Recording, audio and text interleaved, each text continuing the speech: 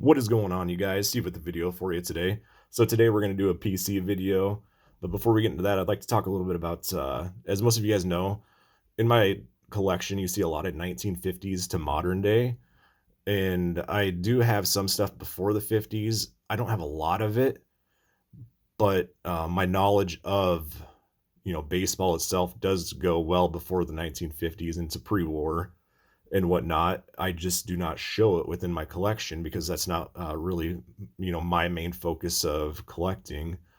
I don't know why. I've just always been drawn to the 1950s up to, modern day. Um, I couldn't tell you why. It's just what I've always been most magnetized to. But I do enjoy some pre-war. Again, just not going to see a lot of it in my collection. But moving on to the cards here, and this is where I will show us a little bit.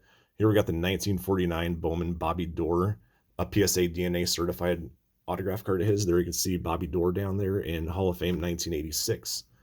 Unfortunately, Bobby Doerr did pass away in 2017, but he spent his whole career with the Boston Red Sox. He had a 288 career batting average, 2,042 hits, 223 home runs, 1,247 RBIs.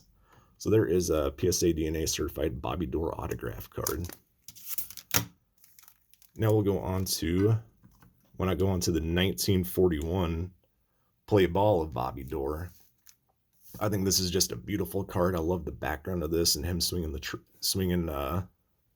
his bat, and just looks like a cool card. It actually looks like he's on the pitcher's mound in a sense. I don't know.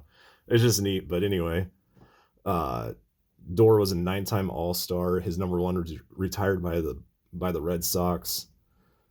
And he's also in the Red Sox Hall of Fame, and he was inducted into Cooperstown in 1986, as the autograph showed. So there is the 41 play ball of Bobby Doerr. And there's the back of it. I don't really show the backs a whole lot when I show the cards. Here we got the 1952 tops of Vern Law. So Vern Law had 162 career wins, a 3.77 ERA, 1,092 strikeouts. He was a 2-time All-Star, and he was the Cy Young Award winner in 1960. Spent his whole career as a Pirate as well. So there is the 52 Vern Law. Let's go on to the 1958 Tigers big bat of Harvey Kuhn and Al Kaline. Harvey Kuhn, very underrated player. And, Al Kaline, he was the kind of the heart and soul of that Tigers team back in the 50s, 60s, and, into the early 70s. But I will talk more about Kuhn when I show his rookie card. But on this card, really like this card with the stadium in the background and just a classic looking card of Kuhn and Kaline. Let's go on to the 1962 Topps card of Eddie Mathews. So Eddie Mathews, really loved this card with the wooden border, and he's a Hall of Famer, inducted in 1978. Cool looking Eddie Mathews card there. I'm going to try to go a little bit faster with these cards since I spent so much time on Bobby Doerr. I apologize. Here we got the 1972 Topps card of Felipe Alou. So Felipe Alou had a 286 career batting average, 206 home runs, 852 RBIs, 2,101 hits. He was a 3-time All-Star, and he was known as a manager back in the 90s and the early 2000s. Very successful as a manager as well. So there is the 72 Felipe Alou with the Yankees. Let's push along to the 1974 Topps card of Jim Palmer. So Jim Palmer had 268 career wins, a 2.86 ERA, 2,212 strikeouts. He was a 6-time All-Star, inducted in the Hall of Fame in 1990. Kind of one of those the key players during those successful Orioles teams, which we haven't seen that in years. Here we got the 1983 Topps card of Fergie Jenkins wearing a Cubbies uniform, and fan favorite with the Cubs. Really like that card there. Hall of Famer. Let's go on to the 1989 Topps rookie card of Todd Zeile. So Todd Zeile had a 265 career batting average, 253 home runs, 1,110 RBIs, 2,004 hits.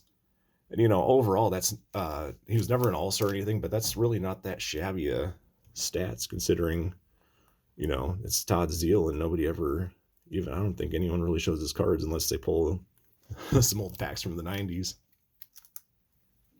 Another guy, I eventually want to get into more in depth about him, but here's the 1990 score rookie card of Chuck Knoblock.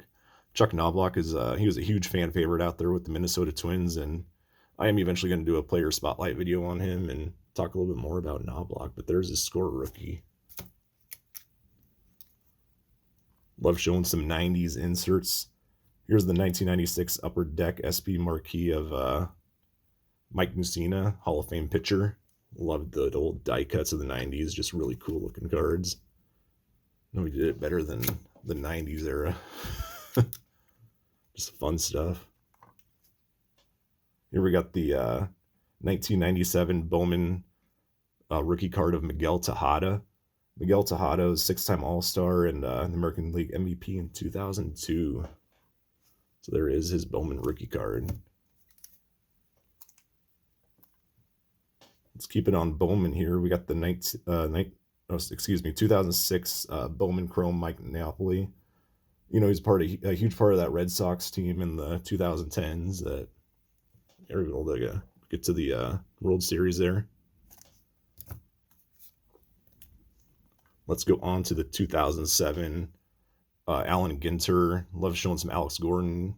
One of my guys, it's not a Chicago Cubs of kind of more modern day, even though he retired in 2020 or after the 2020 season. So there's an Alex Gordon, Allen Ginter. This card I want to talk about real quick. It's got a pug hair on there. I showed this card during a Swing Away Sports video response, and I had tons of feedback on this card. Not a lot of people have seen this card. I actually found this card in a box of commons at my LCS. It had to be probably 3 or 4 years ago, maybe even longer. But yeah, there's the Perez rookie card. Again, a lot of people commenting on this saying they never seen it, or just a neat rookie card of Perez. Huge season last year. Huge monster season. Here we got the 2018 Topps Living of Nick Markakis. So I've shown this card in the past, but I didn't really talk about it. And this is not a cheap card anymore these days to try to snag up. I think it's actually one of the lowest printed run cards for the Topps Living set, and only had 2,678 copies printed off. So it's pretty scarce out there, and I love Nick Markakis, and again, another player I'll eventually do a player spotlight on. Class act dude, and I think if he would have played another couple of years, he might have hit the 3,000 hit mark, but retired. Why not end it with the 2019 top stars of the game, Matt Chapman, just because I like Matt Chapman. Anyways, guys, thanks for watching. I appreciate it. Stay safe, everybody.